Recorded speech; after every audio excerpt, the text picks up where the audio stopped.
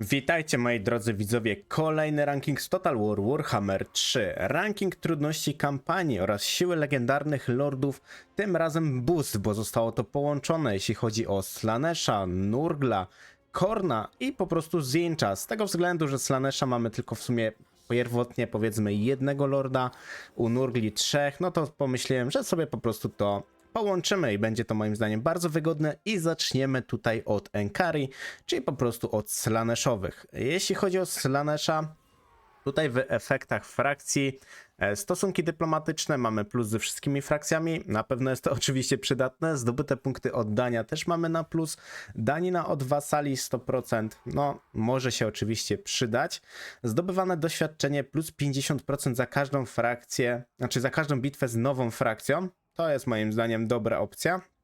Tym bardziej, że jak sobie zobaczymy, no Enkari zaczyna przy elfach wysokiego rodu, więc jest tam dosyć sporo jakby powiedzmy tych frakcji elfów wysokiego rodu, więc jest to na pewno przydatne, ale ogólnie już tak patrząc nawet na pierwszy taki powiedzmy rzut oka, no to tutaj niestety trzeba powiedzieć troszkę smutno, z tego względu, że mamy tutaj słabe te efekty frakcji i efekty lorda, nie są one po prostu dosyć dobre. Tym bardziej, że sama tutaj Enkari, no ma, powiem szczerze, tutaj troszkę ciężką tą sytuację, jeśli chodzi o kampanię.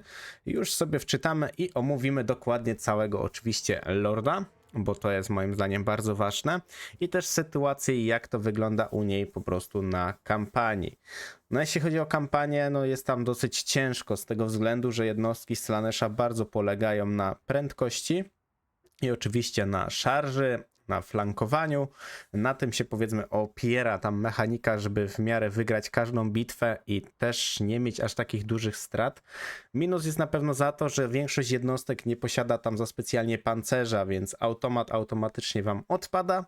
A jeśli chodzi o strategię, no musicie się wykazać tutaj dosyć dobrą strategią, bo na powiedzmy nawet już takim bardzo trudnym, na trudnym, legendarnym poziomie trudności, no jeden błąd może was kosztować zbyt wiele, żeby się po prostu potem z tego odbić.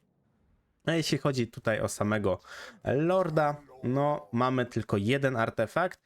Jest on dosyć mocny z tego względu, że daje dużo podstawowej siły broni, obrażeń przebijających pancerz również, 10% do siły broni, a tak zwarciu. Koszt werbunku armii to też jest na pewno przydatne. No i oczywiście spaczenie, jak to u Slanesha. Jeśli chodzi tutaj o Enkari, no jest to oczywiście potwór dosyć spory, więc łatwo jest oczywiście trafić. Mamy mało pancerza, ale to nie jest powiedzmy aż tak tragicznie. Mamy też odporność fizyczną, co ma jednak znaczenie.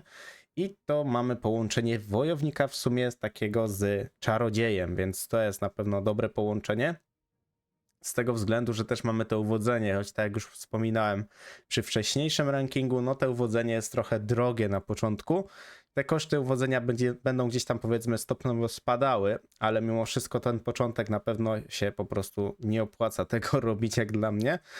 Lepiej wydać to na coś innego. Jeśli chodzi o takie legendarne umiejętności, mamy tutaj zwiększenie prędkości sił broni, tak jak mówiłem, jednostki Slanesha. Slanesh się bardzo tutaj opiera na prędkości, na szarży, więc na pewno to jest ważne. Gibki i żwawy, czyli mamy odporność na ostrzał, jest to bardzo przydatne, choć moim zdaniem no tutaj ten odporność na ostrzał już powinien być troszkę większy. No automatycznie już powinno być tam z 15-20% plus 130, no i by było już zdecydowanie lepiej. Niszczycielski atak z flank, czyli mamy podwójną premię do szarży, jeśli atakujemy wroga z flanki lub od tyłu, więc to jest też u jednostek Slanesha, więc to jest ważne, żeby o tym wspomnieć. Z takich ważniejszych rzeczy, jeśli chodzi o te legendarne tutaj rzeczy, mamy obrona zwarciu, atak zwarciu, mamy szept, czyli też osłabienie przeciwnika. Nie są to takie, bym powiedział, bardzo mocne osłabienia, więc na tym też nie możemy nie wiadomo jak bazować. Ale mamy na przykład żniwiarz dusz, gdzie mamy leczenie na 21 sekund, no prawie po procencie, więc jest to naprawdę dobre leczenie. Rozmiar przyzywanej armii wyznawców, bo jeśli chodzi tutaj o mechanikę, mamy coś takiego jak przyzwij armię wyznawców i to nam daje sporo. To nam daje sporo z tego względu, że te armie nie są aż takie tragiczne, jak je przyzywamy. Wiadomo, im na późniejszym etapie gry te armie już są naprawdę dosyć kosmicznie mocne. Troszkę na zasadzie tego, jak mamy u Khorna. Ale tutaj musimy pamiętać, że jednak ta mechanika troszkę jest inna, jednostki są troszkę inne i musimy zwracać na pewno na to uwagę. Mamy też piekielną manifestację, która daje nam oczywiście plusy i minusy. Czy na przykład zwiększenie prędkości, zasięgu sił broni szarży kosztem po prostu wyczerpania, albo mamy na przykład zdobycie wiernych, budżet uwodzenia jednostek, ewentualnie armia wyznańców zostanie przyzwana w pobliżu tej osady co turę. No to jest moim zdaniem fajna opcja, bo 5 tur, więc jest to naprawdę dobre. Jeśli mamy taką dosyć mocną już tutaj bitwę, dużo wojen, to jest na pewno dosyć przydatne. No sama tutaj jeśli chodzi o Ankari, no magia jest na pewno dobra Slaneshowa, bo jest w miarę tania z niektórych zaklęć, a zadaje ładne obrażenia, więc jesteśmy w stanie dosyć dobrze się tym powiedzmy posługiwać. A tak zwarciu dyscyplina przy rzucaniu oczywiście zaklęć Slaneshowych też jest fajną opcją, bo 12 do ataku zwarciu to jest naprawdę sporo. I też to jakby nie patrzeć trzyma 10 sekund, więc nie jest to źle naprawdę. Jeśli chodzi też o samą tutaj magię Slanesha, no powiedzmy nie jest zła, ale też szału nie robi, więc tu musimy zwrócić uwagę na to. Też mamy sporo bonusów właśnie do dźwignięcia się broni, jest to trochę taki Skarbrand na zasadzie Slanesha, więc na pewno sam Lord jest dosyć potężny i możemy naprawdę sporo nim osiągnąć. Tylko jest kwestia tego, że jest duży, więc musimy unikać zdecydowanie strzelców, bo no życia mamy sporo, mamy tam wiadomo możliwości leczenia, ale też artefaktów nie mamy nie wiadomo jakich topowych, ale obrażenia i do zabijania lordów, bohaterów, nawet i potworów, no zdecydowanie bardzo fajnie się to tam sprawdza, tym bardziej, że jeszcze odporność na fizyczne obrażenia 20%. Jeśli chodzi o kampanię, to tutaj jest ciężko. Powiem od razu, jest po prostu to kampania trudna. Z tego względu, że wspomniałem na początku, jeden zły ruch i jest delikatnie po nas. Walczymy z elfami wysokiego rodu, których jest dosyć sporo tutaj i w większości jest też tak, że no jesteśmy non-stop bombardowani na poziomie jakimś tam powiedzmy normalnym, wysokim, bardzo wysokim. Będziemy mieli dużo tych armii przeciwnika i musimy każdą bitwę toczyć. Też zdobywanie miasta, jeśli chodzi o Ankari, no nie jest na pewno powiedzmy najprostszą opcją.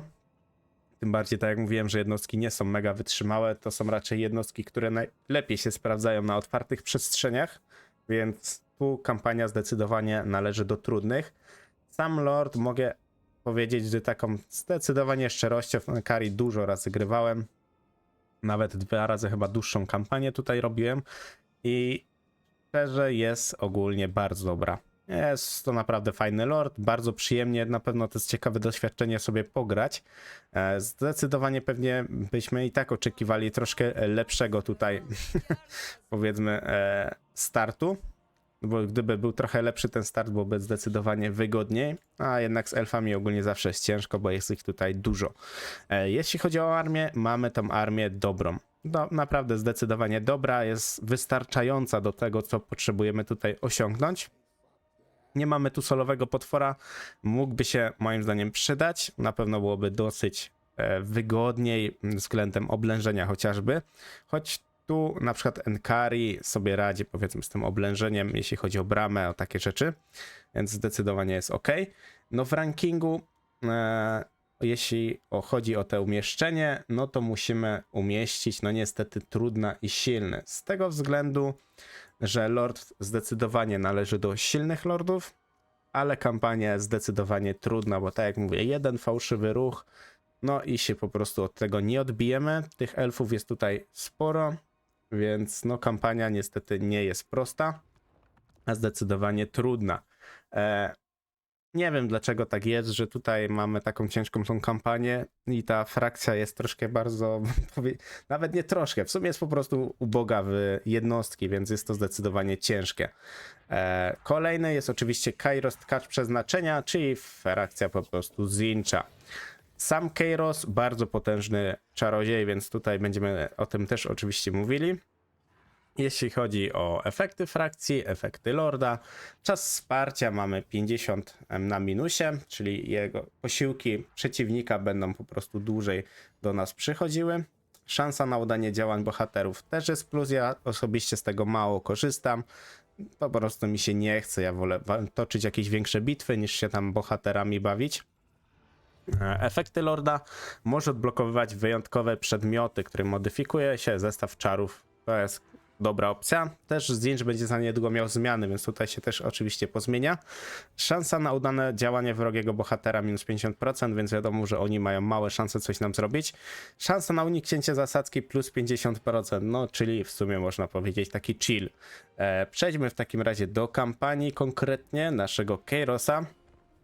Jeśli chodzi tutaj o komputera, komputer Kairosem w ostatnim czasie nie radzi sobie w ogóle.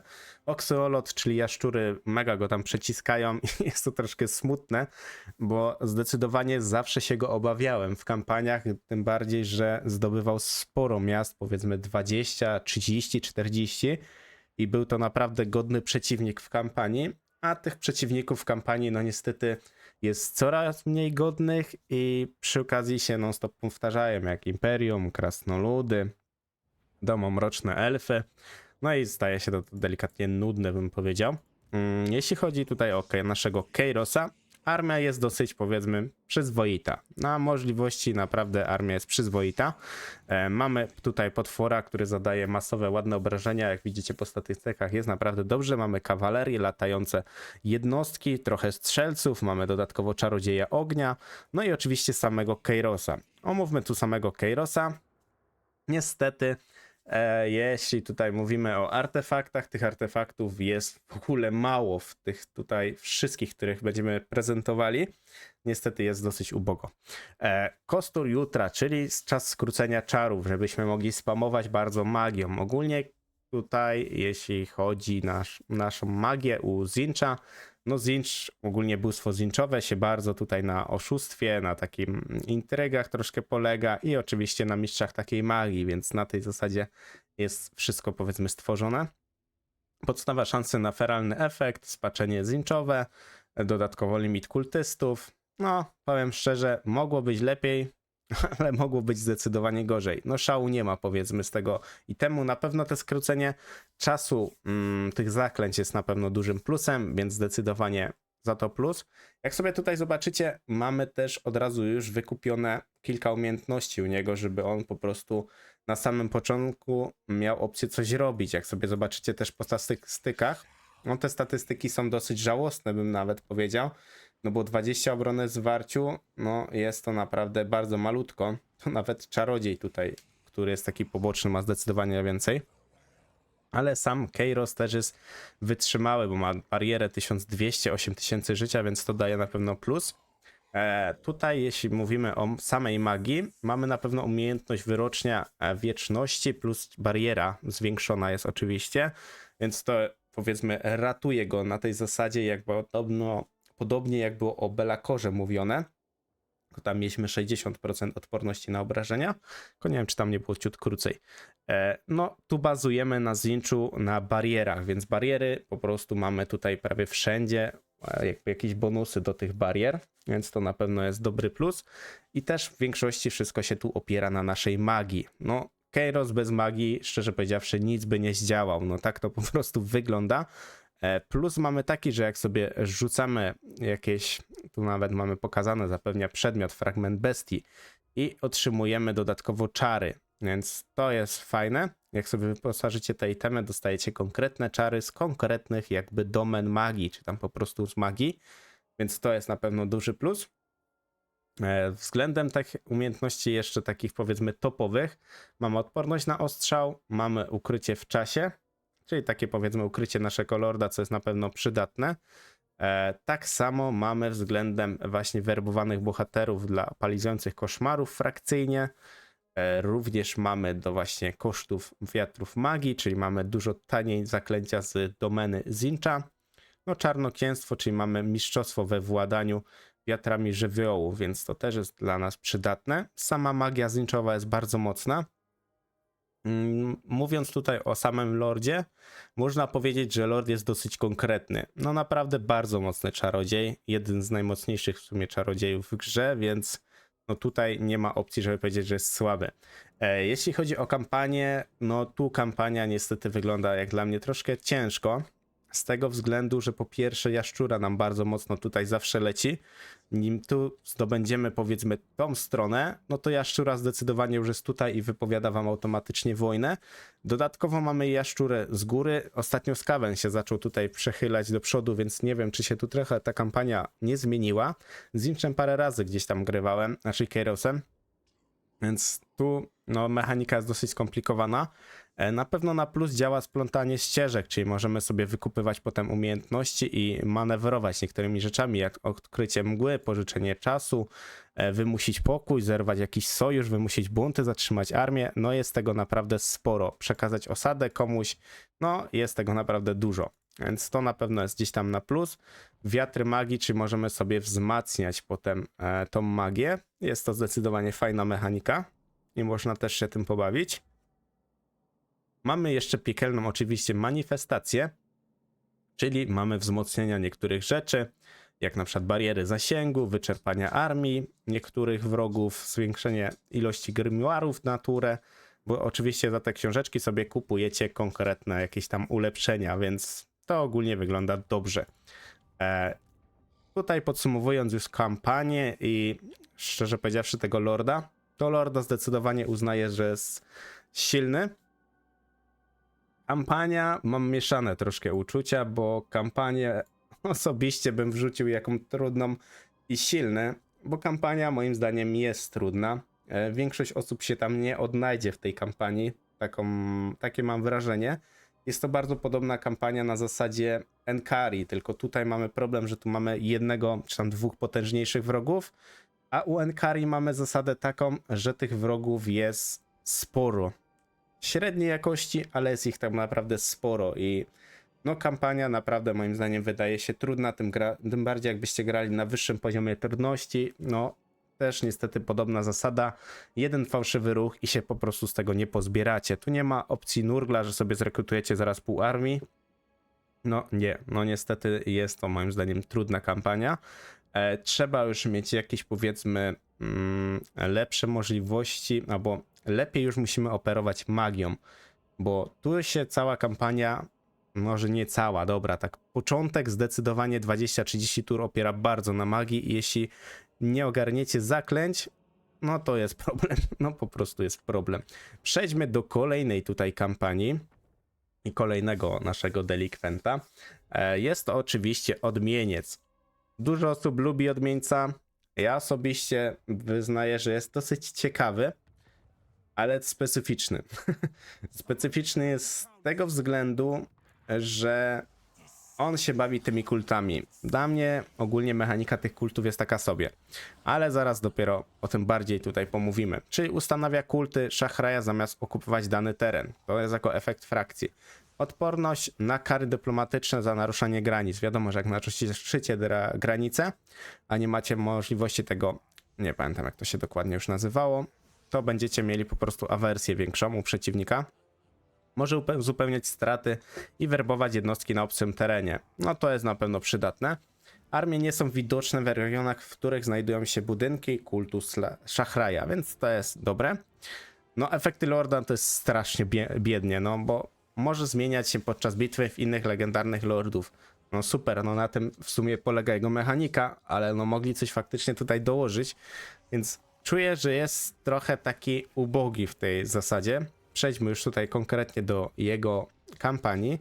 Jego kampania oczywiście zaczyna się w Imperium, więc walczycie non-stop z Imperium, a że Imperium jest tam bardzo dużo, to się non-stop lejecie z Imperium. Ja już osobiście żygam walką troszkę z Imperium, bo gdzie się prawie kampanię nie zagra, no bijemy się non-stop z Imperium i krasnoludami. To są dwie frakcje, no które zawsze będziecie lali, obojętnie kim zagracie, czy dobrymi, czy złymi. Finalnie i tak zawsze będzie bitka. Chyba że zagracie Karlem i będziecie się jedynie co z krasnoludem bić, jak wam gdzieś tam nie podejdzie ta opcja. Czyli tak, przejdźmy najpierw do samego odmieńca. Z zadania mamy jeden legendarny item, który zwiększa nam po prostu magię. Dosyć mocno nam zwiększa magię, oczywiście szerzy większe spaczenie Zincha. Z umiejętności teraz tak, z umiejętności mamy w większości rzeczy pod kultystów i uzupełnianie gdzieś tam tempo strat, utrzymanie dla wrogich, czyli będą po prostu wolniej sobie uzupełniali straty, ale na poziomie, wydaje mi się, nie wiem, czy to jest znaczenie legendarnym, bardzo trudnym, normalnym. Komputer i tak strasznie sobie regeneruje te armie, więc nie wiem, czy te 10% robi jakąś większą różnicę. Ogólnie te rzeczy, co tutaj mamy, są nie najgorsze. Tylko efekty, które mamy, no to za pośrednictwem werbunku jednostek sojuszniczych, oprócz jednostek z Zincha. No dostajemy wszystko do sojuszniczych. No to jest troszkę słabe, bo moim zdaniem powinniśmy też mieć wzmocnienie tych Zinchowych mocniej, tak naprawdę tych mocnych jednostek. Pancerz wroga w lokalnym regionie też jest wtedy na przykład zmniejszony. To działa troszkę na tej zasadzie, że osłabiamy gdzieś tam bardzo przeciwnika, wyczerpujemy tego przeciwnika, żeby go łatwiej po prostu pokonać. Tak to trochę się objawia. Jeśli chodzi o samego odmieńca, on jest też czarodziejem i może zmieniać kształty. Czy jak poznacie jakiegoś tam lorda, będziecie mogli potem się w niego po prostu przemienić. Jest to ciekawa mechanika. Na pewno będę chciał ograć samego odmieńca. Jeszcze dajcie znać, czy chcielibyście zobaczyć tą kampanię, czy sobie po prostu samemu gdzieś tam poza streamami gdzieś tam poogrywać. Więc możecie sobie tutaj powybierać, przeglądać. Jest to naprawdę fajna opcja, jeśli macie dodatek.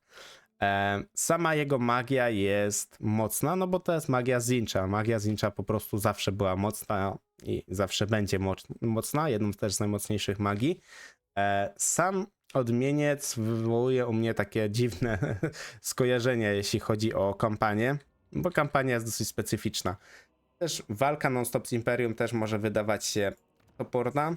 Mechanika tutaj budowania kultu jest na pewno ciekawe, ale też musimy uważać na to, że mamy wykrywalność, że jak wykryją nas, no usuną nam to, albo po prostu stracimy możliwość zarobku, rekrutowania też jednostek, więc na to musimy oczywiście tutaj uważać.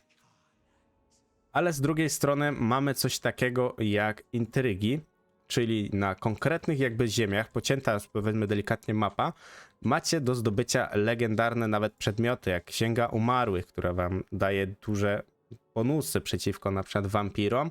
Tak samo jak mamy Imperium, też mamy tutaj runiczne ostrze, czyli mamy jakby zwiększone obrażenie dla naszego lorda. Jest to fajne, bo jak się przemienimy w jakiegoś wojownika, jakiegoś tam, nie wiem, Karla, Franza, Grimgora, kogokolwiek, który jest dobrym wojownikiem, to wtedy znowu nam zwiększa możliwości i jest to moim zdaniem fajna opcja. Więc mechanika może być u niego naprawdę bardzo fajna.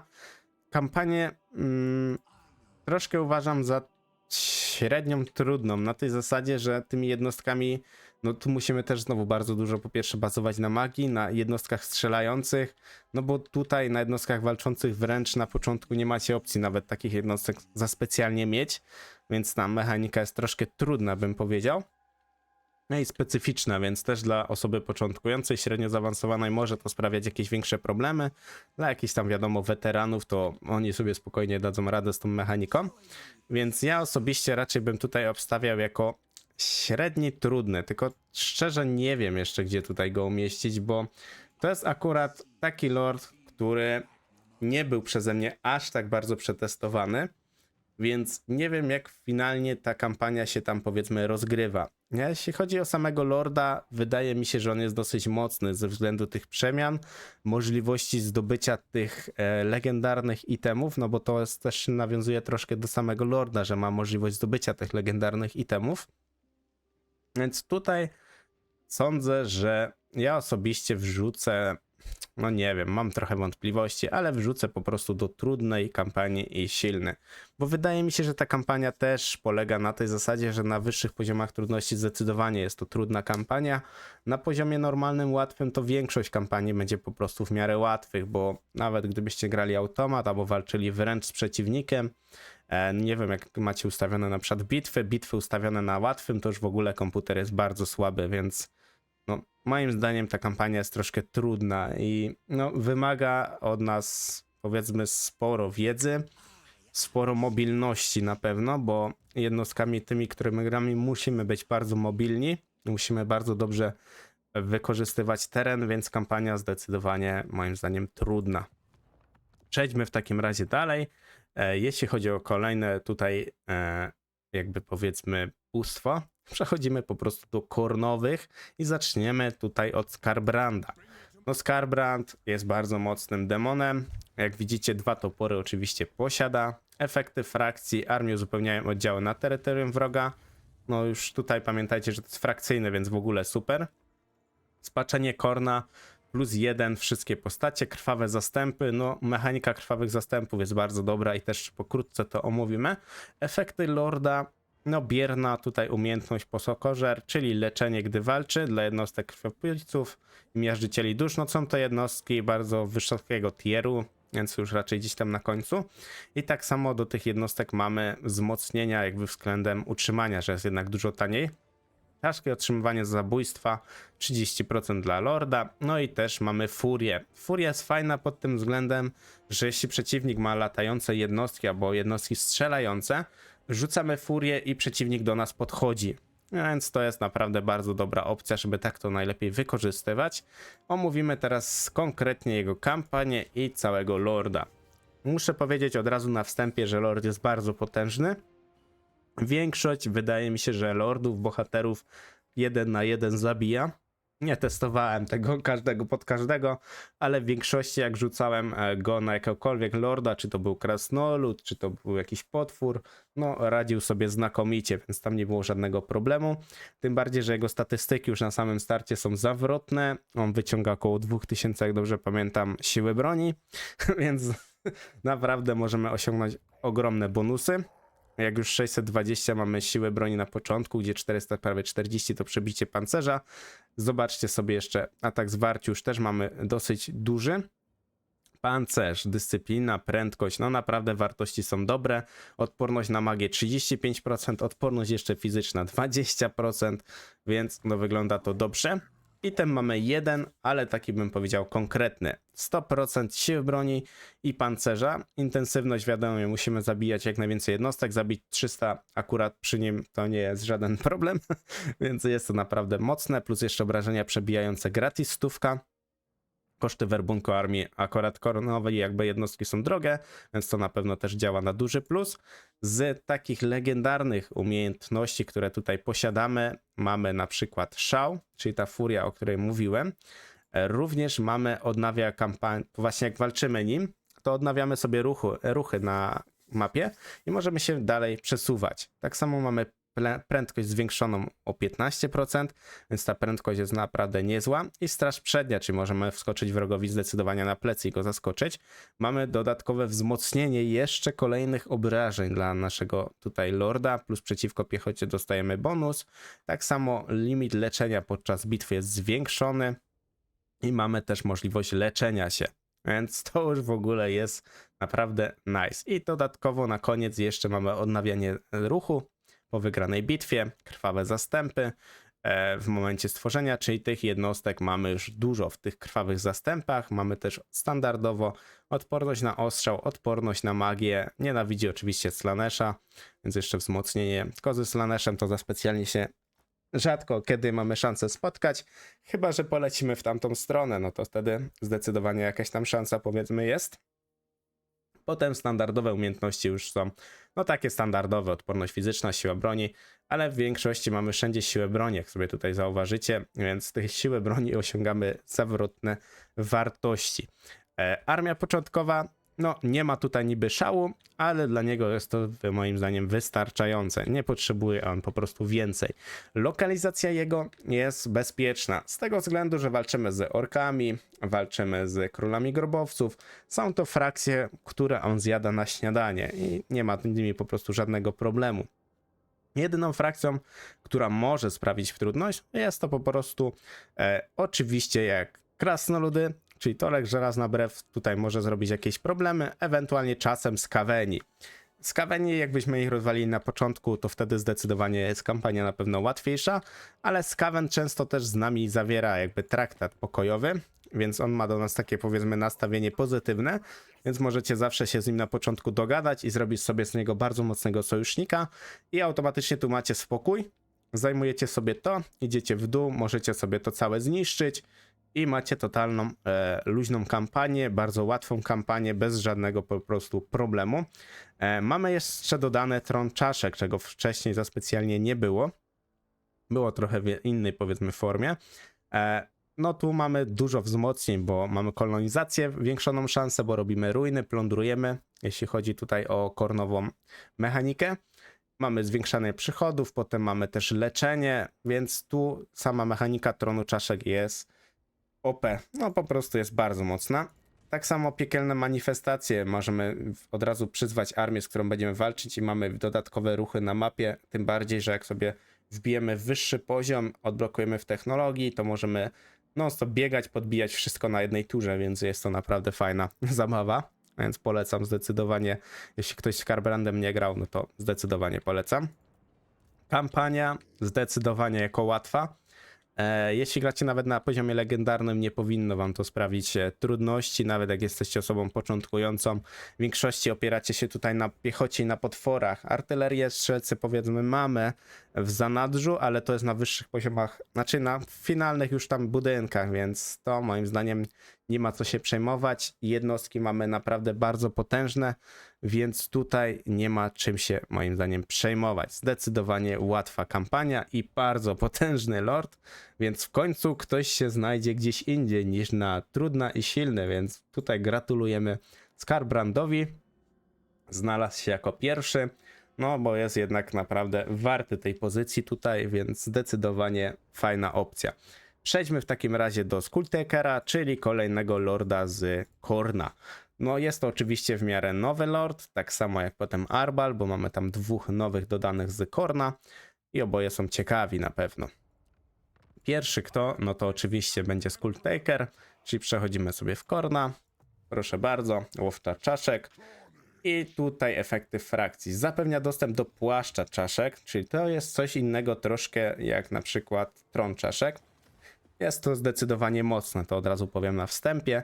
Limit bohaterów dla krwawych żniwiarzy mamy zwiększony, wskrzeszenie demonów 10% szansy na odzyskanie zniszczonych krwepuszczy po bitwie. No na nich się w większości opieramy. Utrzymanie minus 15% dla jednostek właśnie krwepuszczy i wzniosłych, czyli dużo mocniejsze jakby jednostki, tu mamy właśnie wzniosłych. Zobaczcie sobie względem statystyk, są naprawdę mega mocniejsi. Bardziej, że tam mamy dołożoną jeszcze umiejętność, jak sobie zobaczycie, że zwiększa podstawową siłę broni. I to sporo. A musimy zamieć tylko 80 jednostek, więc to żaden problem. Efekty Lorda. Zasięg ruchu jest zwiększony, zasięg wzroku kampanii, to jest bardzo ważna rzecz. Też zwiększony, bo wiemy wtedy, co nas czeka. Bierna umiejętność strzał dla jednostek krwepuszczy i wzniosłych i krwawy szturm. Czyli osłabienie dosyć mocne przeciwnika, bo zdejmujemy mu po pierwsze obronę w zwarciu, czyli zadajemy już automatycznie większe obrażenia i tak samo pancerz, czyli jeszcze większe obrażenia. Przejdźmy w takim razie do omówienia już konkretnie samego Skulltakera, a tak jak mówię, jest tutaj na pewno co omawiać. Kampania jest jego... No, dla mnie osobiście kampania w ogóle nie sprawiła problemu, naprawdę w ogóle. Wręcz się czułem, że jest zdecydowanie za łatwo. Sama frakcja Khorna jest też bardzo mocna, więc to też daje naprawdę ułatwienie, powiedzmy. Walka na przykład krwepuszczami jest też prosta z tego względu, że mamy tam 2-3 mechaniki, na których się opieramy i wygrywamy każdą bitwę. No nie ma opcji, żeby gdzieś tam przegrać bitwę. No chyba, że będziecie robić dużo automatów, to faktycznie możemy przegrać bitwę. Omówmy tutaj samego Lorda. Jak sobie zobaczycie, to akurat wykupiłem parę umiejętności, więc delikatnie mu się dźwignęła siła broni, ale zacznijmy może najpierw od itemów. Item mamy jeden, jest to oczywiście broń, zwiększa obrażenia, atak zwarciu, czaszki za zabójstwo i tak samo umiejętność miecz zabójcy, czyli zwiększenie, no dosyć spore zwiększenie tutaj siły broni, ataku zwarciu, więc już sama broń nam daje 32 ataku zwarciu, mamy już automatycznie ponad 100.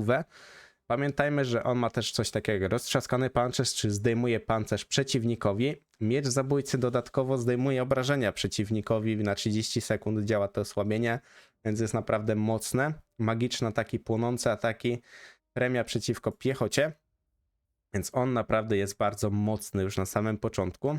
Umiejętności i wierzchowce. Wierzchowca mamy, szczerze powiedziawszy, w dwóch zasadach.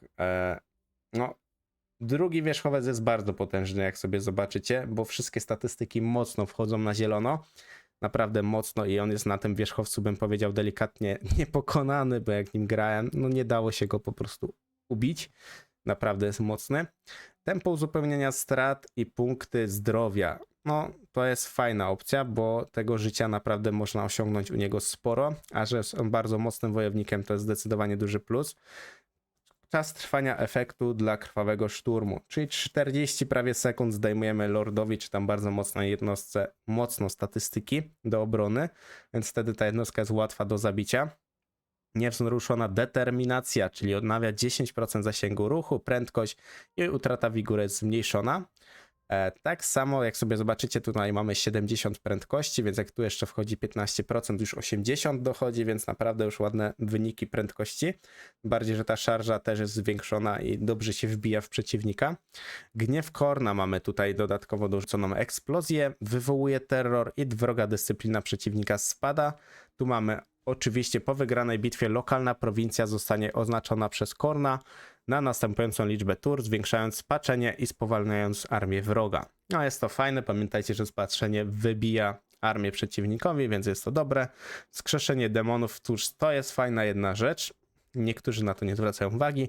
Szansa na zablokowanie ostrzału dla jednostek, które mają mało pancerza, ale mają odporność fizyczną, mają odporność na magię i już dołożenie z tej umiejętności tworzy z jego armię naprawdę niepokonaną armię, więc ciężko jest wtedy tą armię zdecydowanie pokonać. Już na samym początku to nawet nie wspomnę, a to można też bardzo szybko osiągnąć, bo wbicie na nim 20 poziomu jest to moment, w skrócie, żeby osiągnąć wszystkie rzeczy z tej puli. No nawet chyba 16 by 15 wystarczył. Mamy wzmocnienia w większości atak, zwarcie, obrona, dyscyplina, siła broni. W większości do siły broni się to tutaj opiera. Sam Lord jest bardzo potężny. Nie ma opcji powiedzieć, że on jest słaby, średni. Jest on bardzo potężny. Większość lordów on sobie sam zabije, tym bardziej, że ma osłabienia. Więc w takim pojedynku 1 na 1 sobie spokojnie poradzi. No i dodatek ma tego płaszcza. No płaszcz nam daje o tyle, że mamy różne, jak sobie zobaczycie, dodatki. Czyli dostajemy więcej expa za zabijanie danych bohaterów. Mamy tak samo dodatkowe umiejętności, czyli możemy zdjąć przeciwnikowi obronę zwarciu, nie może się poruszyć, czyli narzucamy taką klątwę, która trwa aż 34 sekundy. Potem te ulepszenia są coraz mocniejsze, odporność na ostrzał dla naszej jednostki. Więc są to naprawdę bardzo mocne rzeczy, tak samo jak odnawianie zasięgu ruchu na mapie kampanii po pokonaniu Lorda. Tylko musi być to przywódca frakcji, więc zwracajcie zawsze uwagę na te przypiski. Więc tutaj, jeśli chodzi o samą mechanikę, o samego Lorda, o lokalizację, ja powiem, że to jest łatwa kampania, bo no, jeśli potraficie grać piechotą, a nie jest to moim zdaniem wymagające, wystarczy korzystać z terenu, jesteście w stanie bez problemu przejechać po tej kampanii, po przeciwnikach, no po prostu bez problemu, bo walczycie z jaszczurami, z Bretonią, również Itza, tutaj możemy nawet to powiedzmy odblokować, bo z tego co widzę nie kliknęło mi się wcześniej, więc przeciwników macie tutaj moim zdaniem łatwych, tym bardziej, że jak wy powiecie idźcie od razu wojnę, no to będzie zdecydowanie łatwiej, bo możecie od razu zraszować w niego, ewentualnie sobie zająć tą jakby ten skrawek mapy i mieć taką bezpieczną przystań, co jeszcze bardziej wam ułatwia automatycznie samą kampanię. Możemy tak naprawdę umieścić już samego Lorda jako łatwa i silna, bo zdecydowanie kampania jest bardzo łatwa, tym bardziej jeśli korzystacie z płaszcza, potraficie grać piechotą, to dla was nie sprawi ta kampania żadnego problemu. Sam Lord nadrabia, że wybije pół armii albo i całą armię sam, a ze wsparciem swoich jednostek, do których ma bonusy dosyć mocne, już w ogóle jest niepokonany w kampanii, więc nie ma innej opcji, jakby go wrzucić po prostu, no innej opcji, no czy tam średniej, czy no już nawet w ogóle nie wspomnę o trudnej. Więc tutaj tak to na razie się powiedzmy prezentuje. Przejdźmy w takim razie do ostatniego Lorda z Korna. Jest to oczywiście Arbal niepokonany. Bardzo mocny Lord, bardzo wytrzymały bym powiedział Lord i zobaczymy też jego efekty, porównamy jak to wygląda w praktyce. Arbal, efekty frakcji. Posiada dostęp do wyzwań Korna, czyli szuka jakby takiego największego przeciwnika i dostaje dodatkowe bonusy za to. To jest duży plus, bo może po pierwsze toczyć fajne walki i wbijać dużo doświadczenia, dużo kasy zdobywać, co wtedy się przekłada na bardzo dużą ilość jednostek i jest to naprawdę mega mocne.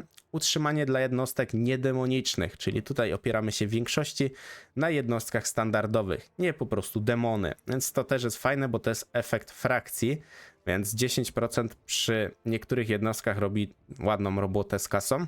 Koszty budowy właśnie dla budynków obronnych i wojskowych śmiertelników, czyli nic demonicznego, bo mamy to podzielone. Mamy też dodatkowe plusy. Czas budowy też jest skrócony, więc to też na pewno jest plus.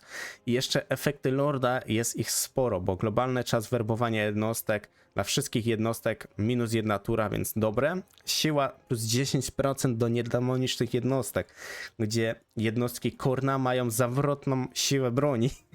To pomyślcie, że te 10% to już w ogóle jest masakra. Tak samo bierna umiejętność piekielne ostrze dla jednostek wojowników chaosu, wybrańców, rycerzy, mierzycieli czaszek. No, to jest naprawdę mega mocne, bo to krwiopuszcze w większości tylko posiadali, więc to jest naprawdę dobre. I mamy też Furia Boga, czyli taka dosyć mocna eksplozja zadająca ładne obrażenia. Więc tutaj musimy zwrócić uwagę, że efekty i frakcji i efekty Lorda są mega pozytywne i bardzo mocne. I teraz przejdźmy już do samego Lorda, który, tak jak mówiłem, sam w sobie Lord też jest bardzo mocny. I te efekty naprawdę robią robotę. Tak samo możliwość tych wyzwań, teleportacji się do legendarnych innych lordów i ich obijania, gdzie mamy możliwość od razu zajęcia ich miasta, bo to się po prostu teleportujemy i możecie sobie tam po prostu plądrować. Więc dostajecie dodatkową możliwość na przykład tepnięcia się do takich elfów. No to po elfach to akurat jednostki Khorna to przejeżdżają bez żadnego zamknięcia, tym bardziej, że tam jest tak duża ilość pancerza, a elfy nie mają opcji tego po prostu przebić, w skrócie. Więc jest to naprawdę bardzo ciekawa kampania. Przejdźmy najpierw o samego Arbala. No też mamy jedną broń, ale ta broń jest dosyć mocna, bo zwiększa tak naprawdę podstawową siłę broni, atak zwarciu do 20, więc to też jest sporo. Premia charge 20% i jeszcze obrażenia przebijające 25%. Idealny wigor, czyli jednostka w ogóle się nie męczy, nie dostaje jakby kar za zmęczenie. Jest to dobre. Zdobywanie czaszek standardowo, zwiększenie też obrażeń przebijających pancerz, atak zwarciu, więc też zdecydowanie plus. Oko Khorna umożliwia uzupełnianie jednostek na wrogich terytoriach, więc jest to dobre. I mamy coś takiego jak taką delikatnie mówiąc egzekucję na przeciwniku. Zadajemy ogromne obrażenia. Zasięg jest bliski, więc musimy blisko podejść. I przyzywa jednostkę pomiotów chaosu, więc jest to naprawdę dobra opcja. Więc moim zdaniem zdecydowanie fajna opcja. Sam tutaj Lord ma swojego wierzchowca. W sumie to jest wierzchowiec, jak dobrze pamiętam, od tych miażdżycieli czaszek. Chyba tak samo ta jednostka wygląda. Więc bardzo mocny wierzchowiec, też bardzo zwrotny, szybki, zadający dodatkowo jeszcze zwiększa nam tam obrażenia. Więc moim zdaniem naprawdę fajna opcja dla niego. Z takich jeszcze dodatkowych bonusów premia przeciwko piechocie, obrona zwarciu jest zwiększona i już wtedy ta obrona zwarciu jest taka dosyć, bym powiedział, ładna. Tak samo mamy coś takiego jak zniechęcenie, czyli osłabiamy przeciwnikowi dyscyplinę o 16, jest to sporo. Siła broni plus wsparcie wroga w bitwie, czyli jego posiłki będą przychodzić no 30%, no to powiedzmy dosyć długo będą przychodzić, więc zdążycie spokojnie przeciwnika rozwalić. Bierna umiejętność, która zwiększa mu jeszcze obronę w zwarciu, więc on spokojnie, sądzę, 100 w obronę w zwarciu wyciąga, a 100 obrony w zwarciu to jest, powiedzmy delikatnie mówiąc, nieśmiertelny gościu, więc zdecydowanie plus. Obrona w zwarciu, jeszcze zobaczcie sobie, że mamy odporność na magię 35%, odporność na ostrzał 15% z automatu i odporność fizyczna 10%, gdzie tutaj odporność fizyczna jest jeszcze zwiększona 15%, tak samo 10% i do magii i do ostrzału możemy sobie nałożyć, więc naprawdę nieźle. Tu mamy dodatkowe użycie właśnie oka Khorna i śmiertelny czempion Khorna, czyli zwiększenie, jakby w sumie niszczycielski atak w flanki możemy sobie dorzucić do rycerzy chaosu, miażdżycieli czaszek i jest to dobre z tego względu, że macie podwójną premię do szarży, więc naprawdę tutaj jednostki, jeśli chodzi o szarżę kawalerii, mają sporą, więc jeszcze podwójna jest dobra, plus utrzymanie jednostek, atrybut świetna obrona przed szarżą dla niedemonicznych jednostek piechoty, więc to też się naprawdę tutaj przydaje. I końcowo jeszcze niezłomność dla naszych jednostek, oczywiście z wszystkich prawie, więc naprawdę jest to dobre. Sam Arbal jest bardzo mocnym wojownikiem, ciężko jest go zabić 1 na 1, jeszcze jak posiada potem wierzchowca, zdecydowanie jest trudniej. Pancerz też jest spory już na samym początku, artefakt jest ok, więc tutaj Lord zdecydowanie należy do silnych. Kampania moim zdaniem należy do łatwych, z tego względu, że po pierwsze krasnoludy chaosu nas w miarę lubią, możemy się z nimi dogadać, a krasnoludy chaosu mogłoby być jedynie takie, powiedzmy, wyzwanie dla nas na tej kampanii. A tak sobie zdobywamy bez problemu, możemy iść sobie w stronę norskiej, możemy się nawet zbuntować, iść w stronę tutaj naszego przeciwnika, nie wiem, na przykład Archona Wszechwybrańca, choć oni w większości się dogadują, więc tutaj mamy sojuszników, tu możemy zrobić sojuszników, jedynie możemy sobie iść tu i niszczyć Imperium, co jest bardzo wygodne grając z frakcją Khorna, bo frakcja Khorna Imperium się raczej nie boi, więc no zdecydowanie kampania jest bardzo łatwa. Tak samo jeśli mamy właśnie listę tych wyzwań, możecie się tepnąć do konkretnego po prostu lorda, proszę bardzo, i sobie go tam rozwalić. Nie jest to żaden dla was problem i zajmiecie sobie od razu tutaj miasta, więc możecie sobie wtedy wybrać dogodną lokalizację, dogodnego wroga i toczyć dobre walki i dostawać oczywiście bardzo ładne premie. Za przychylności Khorna jeszcze kupujecie dodatkowe ulepszenia, aktywne dary dla naszych armii, dla naszego po prostu całej frakcji, więc no tutaj zdecydowanie same plusy, żadnych minusów. Moim zdaniem no powinniśmy umieścić zdecydowanie do łatwa i silny. Jest to po prostu bardzo łatwa kampania, bo nie jesteśmy narażeni z żadnej za specjalnie strony na jakichś wielkich przeciwników, tym bardziej na samym początku, a sam początek zawsze jest najważniejszy, bo jeśli nie ogarniemy początku, to potem kampania będzie sprawiała duże problemy. Przejdźmy w takim razie do Nurgli, a jeśli tutaj mówimy o Nurglach, to pierwszy będzie Kugat, czyli w sobie taki ojciec zarazy. Nurgle bardzo dużo opierają się na zarazie i Nurgle były przerabiane przy przedostatnim DLC-ku, co jest ważną informacją, bo tutaj kampania zdecydowanie moim zdaniem się dla nich zmieniła i to zdecydowanie na plus. Efekty frakcji przy Kugacie mamy: zapewnia dodatkowe błogosławiony objaw podczas tworzenia zarazy, zapewnia dodatkowe błogosławieństwo objaw +1 za każde 10 poziomów przywódcy frakcji. Rozwój mamy zwiększony, zdrowie przy werbunku jest zwiększone, więc to jest fajne, bo jak rekrutujemy na Nurglach nie mamy 100% jakby żywotności naszych jednostek.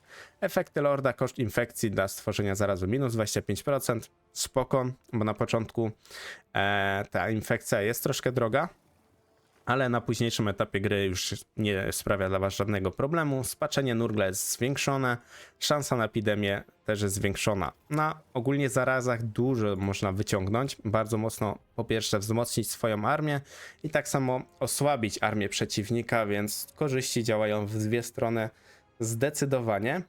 Jeśli chodzi tutaj o kocioł zarazy, działa on na tej zasadzie, że albo rzucacie na swoją armię bonusy, albo rzucacie na przeciwnika jakieś debuffy, więc tu opcji jest naprawdę sporo i korzystne są i w waszą stronę, w sumie zawsze są korzystne w waszą stronę.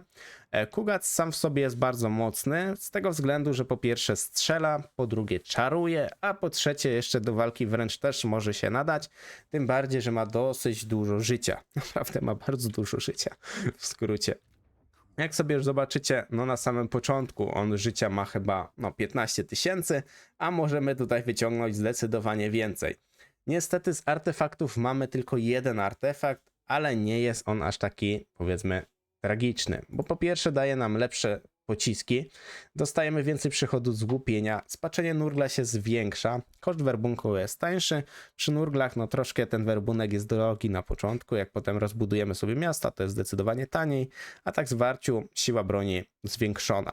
Statystyki są dosyć dobre, jest on wolny, no bo jest duży, no jakby nie widzieliście, no Nurlingi go tutaj niosą, więc zdecydowanie no chłopa jest co dźwigać, zdecydowanie. Z takich unikatowych umiejętności mamy tempo uzupełnienia strat dla wszystkich jednostek demonicznych, koszty werbunku dla wszystkich jednostek demonicznych, czyli skupiamy się u niego zdecydowanie na demonicznych jednostkach. Mamy też falę nurlingów, czyli przyzwanie 3 razy naszych jednostek, żeby wspierały naszego bohatera, w sumie bardziej lorda. Utrzymywanie dla jednostek nurlingów. No nurlingami dużo nie pogracie na wyższych poziomach trudności, bo te jednostki aż takie topowe to na pewno nie są, ale też dostajemy regenerację dla nurlingów, więc jak one są powiedzmy w kupie i przeciwnik nie ma czarodzieja, to się długo utrzymają. Też tylko pamiętajcie, że tu musicie zwrócić uwagę na jedną rzecz, że muszą mieć 7 poziom. To jest ważne, bo niektórzy potem nie zwrócą uwagi tylko na to, zobaczą bierna umiejętność, ok, super, ale potem są klocki, bym powiedział w skrócie. Mamy też bonusy dla utrzymania wielkich nieczystych. No wielcy nieczyści na pewno gdzieś tam mocno wspierają naszą armię. Mamy też na 10. poziomie już bardzo fajną umiejętność, która trwa 26 sekund, ładny nawet zasięg 35 metrów. Obrona zwarciu jest mega zwiększona i dyscyplina. No przy jednostkach demonicznych trzeba uważać, no to bo jak spadnie im za bardzo dyscyplina, zaczną się sypać i zacznie się problem. Paskudne sztuki, czyli szansa na rozsiania zarazy plus 10% dla wszystkich przyszłych zaraz. No i koszty infekcji są oczywiście tańsze. Z takich powiedzmy umiejętności standardowych mamy zwiększanie siły pocisków, mamy też magię nurglową, która jest też jedną z najpotężniejszych. Ogólnie w Total War Warhammer jest tak sądzę z 6-7 magii, jakby rodzajów magii, które są zdecydowanie bardzo mocne względem niektórych magii, więc tutaj zdecydowanie nurglowa należy do tych dobrych, bardzo dobrych magii. Sam początek jest zdecydowanie trudny. Jest troszkę łatwiejszy mimo wszystko niż wcześniej, ale mimo wszystko jest trudny, bo walczymy potem z wampirami i na początku walka z wampirami może dla was sprawić problem. Jednostki też powiedzmy sprawiają problem z tego względu, że po pierwsze nie mamy co rekrutować na początku ciekawego i musimy działać na troszkę takich gorszych jednostkach. Tu musimy zwrócić uwagę na to, żeby jak najszybciej też zrekrutować wojownika jakiegoś, żeby ten wojownik w miarę szybko pokonał na przykład lorda z wampirów. I musimy uważać na to, że musimy jak najszybciej zabijać lordów wampirów, bohaterów wampirów, a potem magią powiedzmy wykańczać resztę ich armii. Na tej zasadzie tutaj działa mechanika. Sam Kugat należy raczej do średnich, trudnych kampanii, bo mimo wszystko tych wrogów ma wymagających, a na początku samym Kugatem jest dosyć ciężko tutaj poogarniać. Musimy bardzo uważać na nasze jednostki, bo w większości opieramy się na jednostkach demonicznych, które mogą szybko się rozsypać, więc tutaj kampanię bym powiedział, kiedyś była to moim zdaniem trudna kampania, teraz możemy tę kampanię uznać za średnią, tym bardziej, że kocioł zarazy się zmienił i jest on dosyć mocny względem tego, co możemy tutaj osiągnąć, więc sądzę, że przez ten sam kocioł możemy zdecydowanie powiedzmy podnieść mu już tutaj poprzeczkę i wrzucić go po prostu do tak naprawdę średnie i silny, bo Lord sam sobie jest bardzo silny, a kampania na zasadzie średni, bo dla mnie na przykład już wampiry czy tam niektóre frakcje nie sprawiają problemów. Dla niektórych mogą nadal sprawiać problemy, jeśli gdzieś tam nie wiecie, jak do niektórych frakcji trzeba po prostu podejść. Sam Kugat jest bardzo silnym lordem, więc to nie ulega żadnej wątpliwości jak dla mnie. Musi być on po prostu w silnych. Kampania z trudnej moim zdaniem dźwignęła się na średnią po tych zmianach z nurglami, bo te zmiany zdecydowanie wyszły im na plus. Przejdźmy w takim razie do Tamurkana, a Tamurkan jest troszkę wyżej od Kugata. Na pustkowiach chaosu po prostu się gościu zabunkrował i jest mu tam zdecydowanie wygodnie. Tamurkan. No, Tamurkan na pewno dosyć mocny wojownik. Jak dobrze pamiętam, on tam za specjalnie nie ma wsparcia magicznego, ale ma coś lepszego, zdecydowanie ze wsparcia, ale zaraz o tym powiemy. Posiada dostęp do wodzów Tamurkana, unikalnych bohaterów jednostek i umiejętności. I to jest to właśnie, o czym chciałem powiedzieć. Zasięg ruchu na kampanii jest zwiększony 10% dla wszystkich armii, zdrowie przy werbunku dla wszystkich jednostek niedemonicznych, czyli opieramy się na tych standardowych jednostkach. Jest zdecydowanie dobre. Czas leczenia spoko, umrze nam, to zaraz się możemy w sumie go zrespić z powrotem. Ma też fajną umiejętność właśnie obrona zwarciu i odporność na obrażenia zwiększona. On też jest potem na takim smoku, co biega, bym delikatnie powiedział, po podłodze, więc zdecydowanie mu się to przyda.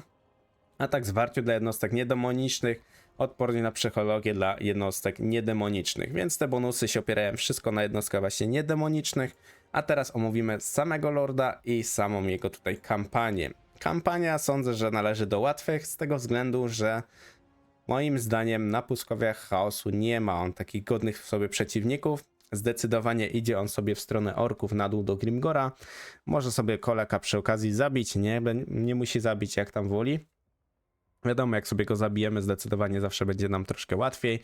Sam Kolek dla niego moim zdaniem nie jest tutaj wielkim wyzwaniem, tym bardziej na samym początku jesteśmy w stanie bez problemu go pokonać, więc nawet jak zagracie na jakimś tam łatwiejszym poziomie, bez problemu to ogarniecie. Jednostki, armię, którą też mamy początkową, u niego jest dosyć mocna, bo mamy ogry zarazy, rycerzy rozkładu, mamy wojowników chaosu z wielką bronią, którzy mają ogromne statystyki. Sam Tamurkan jest bardzo mocnym lordem, ma jeden item, ale nie jest on aż taki zły, bo zwiększa nam jakby atak zwarciu, magiczne ataki mamy nasycenie, też nurgle mają zatrute ataki, o czym zapomniałem wcześniej wspomnieć, więc osłabiają dosyć mocno przeciwnika, więc artefakt jest naprawdę mega mocny, zdecydowanie mocny, bo mamy już automatycznie 110 ataków zwarciu przy samej broni, a co dopiero jeszcze mówić o jakichś statystykach z innych rzeczy. Więc to jest na pewno duży plus. Jeśli mamy już tego smoka, osiągamy bardzo dużą ilość życia i ogólnie tego życia mamy sporo i jesteśmy bardzo mocnym lordem. Jeśli chodzi tutaj o nasze umiejętności takie legendarne, mamy koszty werbunku minus 25%, aż dla niedemonicznych własna armia i tempo uzupełnienia strat 20% dla jednostek niedemonicznych. Jest to ogromna wartość, moi drodzy, 20% to jest naprawdę sporo. Dużo zwiększenia właśnie obrażeń i przebicia pancerza, również aktywna jeszcze dodatkowa umiejętność na 25 sekund zwiększenia, więc tu jesteśmy w stanie koło chyba 1500 spokojnie wyciągnąć ataku zwarciu, a czyli siły broni, więc to jest sporo. Zwiększenie życia 10% przy tym, jak on już na bestii ma około 13 000, no to tak jak mówię, około 16 000 wydaje mi się można spokojnie wciągnąć. Mamy 15% odporności na ostrzał, gdzie możemy jeszcze 10 dorzucić i to też nam się będzie dobrze sprawdzało. Mamy bonusy dla naszych jednostek ogrów zarazy, które są dobrymi jednostkami, ja osobiście lubię nimi grać. Kolosalny koszmar, czyli mamy jakby umiejętność +2 dla naszych jednostek wszystkich armii tych ropusznych smoków, czyli takie jakby ziewnięcie, coś na tej zasadzie. No taki magiczny pocisk, o tak jak tutaj jest napisane. I ten magiczny pocisk też osłabia przeciwnika delikatnie, więc też jest to na pewno duży plus. I władca zastępów, czyli utrzymanie armii w lokalnej prowincji minus 25%. No na tym możecie naprawdę dużo bazować. Utrzymanie armii nurglowych z wyższych tierów jest potem troszkę drogie, więc zdecydowanie się to przyda. Sam lord moim zdaniem jest bardzo potężny i z przeciwników, tak jak mówiłem na samym początku, macie tutaj Kolek plus Norska. No to jest jedyny taki godny przeciwnik na początek. A potem im dalej pójdziecie, to zdecydowanie po orkach sobie przejedziecie bez żadnego problemu. Możecie iść w ogry i możecie sobie zająć na przykład cały Kataj i sądzę, że to nie będzie dla was żaden problem, bo jak nurgle się akurat rozkulają, a szybko się mogą rozkulać, to zdecydowanie wszystko podbijają, mogą tworzyć armię bardzo szybko, bardzo mocne, więc tutaj jest naprawdę dobra mechanika samych nurgli, bo została troszkę też pozmieniana. Wodzowie Tamurkhana, czyli może właśnie to jest to, o czym miałem mówić. To daje wam taką możliwość, że kampania staje się dla was bardzo łatwa. Czyli werbujecie sobie konkretnego, legendarnego lorda i dzięki temu lordowi, w sumie bohaterowi, zobaczcie, pomyliło mi się troszkę. Jeśli chodzi o tego właśnie bohatera, one są naprawdę bardzo mocni ci bohaterowie, mają też już legendarne itemy, które naprawdę sporo dają, bo chociażby ten legendarny bohater jest bardzo mocny i on w większości niszczy każdą piechotę, też posiada automatycznie już regenerację, ma wzmocnienie, czyli osłabienie, w sumie można powiedzieć, że to jest osłabienie przeciwnika, bo osłabia pancerz i obronę zwarciu, więc wtedy nawet walka z takim kolekiem dla was zdecydowanie będzie banalna, no naprawdę będzie banalna. Tak samo wodzowie dają możliwość, że zdobywamy wodzów z różnych też jakby frakcji i otrzymujecie dodatkowe jednostki, jak na przykład od norskiej, od dalej norskiej, tak samo od na przykład zwierzoludzi, krasnoludów chaosu, więc ta mechanika jest bardzo mocna i daje naprawdę mega dużego kopa, więc dla mnie, moim zdaniem ta kampania w ogóle nie jest trudna, bo jak się wygracie tam parę bitew, to już macie całą kampanię ułożoną. Z drugiej strony Archonszych wybranie czasem kozaczy i jest szansa, że może was zaatakować. ale grając z nurglami bez problemu sobie z nim poradzicie, nie będzie dla was on po prostu wyzwaniem, a też można mu oddać jedną osadę i się z nim dogadać i macie całą górę spokojną i sobie spokojnie plądrujecie dół. Teraz nody chaosu w większości tutaj się będą zajmować Katajem. Jak wspomożecie, bo im nawet też jakąś osadę odpalicie, to już w ogóle macie super kampanię, bardzo prostą kampanię, Lord jest mocny, mechaniki Lorda, ogólnie całej tam frakcji też są bardzo dobre, więc zdecydowanie łatwa kampania i bardzo silny Lord. No tutaj nie ma wątpliwości, zdecydowanie. Przejdźmy w takim razie do Epidemiusa, czyli ostatniego z Nurglów. No to też jest w sumie ostatnio, powiedzmy, w miarę dodany ten Lord. Epidemius sam w sobie nie mogę powiedzieć, że jest jakiś mega słaby, ale też nie jest jakiś mega wybitnie mocny. Z jego efektów frakcyjnych i tak samo efektów Lorda, no efekty frakcyjne zyskuje potężne nagrody w oparciu o liczbę zaraz prawiących frakcje spoza domeny Nurgla. Czas dla budynku właśnie skażonych maków cyklu, czyli szybciej mamy więcej jednostek z danego budynku. Doświadczenie jednostki plus 2 dla jednostek nosiciel zarazy i wzniosłych nosicieli zarazy plus zasięg ruchu na mapie plus 25% dla kultystów zarazy. Jest to na pewno przydatne. On bardziej ma mechanikę właśnie zarażania tych przeciwników i na tym bardzo bazuje, żeby osłabiać ich, żeby też w większości tam podbijać niektóre osady, bo jest jednak troszkę słabszym lordem niż tych dwóch poprzednich z Nurgla. Efekty Lorda, umiejętność ostrza karbowego, czyli możemy sobie przyzwać wzniosłych nosicieli zarazy. No, ci są akurat dobrzy z tego względu, że mają 3 pociski i zadają bardzo duże obrażenia, bo 3800 zadacie jednemu lordowi, jak cała seria trafi, więc to jest naprawdę sporo. Bierna umiejętność w czasie walki z wrogiem dotkniętym zarazą. Dlatego mówię, że tu musimy dużo bazować na tych zarazach, bo to daje nam naprawdę duży plus. Przejdźmy w takim razie już do omówienia konkretnie jego kampanii, jego lokalizacji. Lokalizacja to też pustkowia chaosu i z jednej strony można powiedzieć, że nawet ma troszkę wygodniej niż Tamurkhan pod względem lokalizacji, z tego względu, że na dole mamy na przykład Norska, która nie stanowi moim zdaniem w ogóle problemów. Jest to bardzo łatwa i prosta frakcja do pokonania, bo nie mają jakby zasobu nie wiadomo jakichś strzelców, kawalerii. No w większości bazują na piechocie i na potworach, więc jesteśmy w stanie to łatwo przyjąć powiedzmy na klatę, więc to na pewno jest plus. Jedynie co, jego początek może być troszkę taki skomplikowany, bo mamy tutaj Malusa Mrocznego Ostrze. Jeśli go pokonacie na początku, to kampania dla was stanie się w miarę łatwa. Jeśli go nie pokonacie na początku, mogą być po prostu delikatne schody, bo sam Malus Mroczny Ostrze jest mocny, tylko że magia nurglowa i ogólnie nurgle są na tej zasadzie, że bardzo osłabiają tego przeciwnika, więc nawet bardzo potężny Malus jest w stanie powiedzmy nie być już takim potężnym, jak go mega poosłabiamy i łatwo go możemy też pokonać, więc moim zdaniem sama kampania na pewno nie będzie jako trudna. Bardziej na zasadzie bym chyba obstawiał średniej. Z jego legendarnych itemów, które posiadamy, siła broni, premia to jest naprawdę ładna opcja dla niego. Bardziej, że on ma 20% odporności fizycznej, ma już 8000 życia na początek, więc jest to na pewno dobre. Jeśli chodzi sam o niego, on nie jest czarodziejem, więc to na to zwróćcie na pewno uwagę. Mamy też jeszcze drugi artefakt, który zwiększa nam tempo uzupełniania strat, utrzymania jednostek nurgli i osłabienie przeciwnika. I to jest dobre z tego względu, że jak będziecie walczyć z takim Malusem, może na 12 poziomie już raczej nie będziecie walczyć, choć nigdy nie wiadomo, to wtedy ten artefakt faktycznie się przydaje i z demonami chaosu macie stosunki dyplomatyczne lepsze, więc możecie skupić się nawet na najeździe na Imperium, a nurglami z Imperium będzie wam fajnie się walczyło, więc sądzę, że to jest dobra opcja. Z takich unikatowych umiejętności, które mamy, no to mamy spis zaraz, czyli zwiększenie odporności fizycznej ataku zwarciu dla naszych jednostek sojuszniczych na 55 metrów, więc to zdecydowanie działa na plus.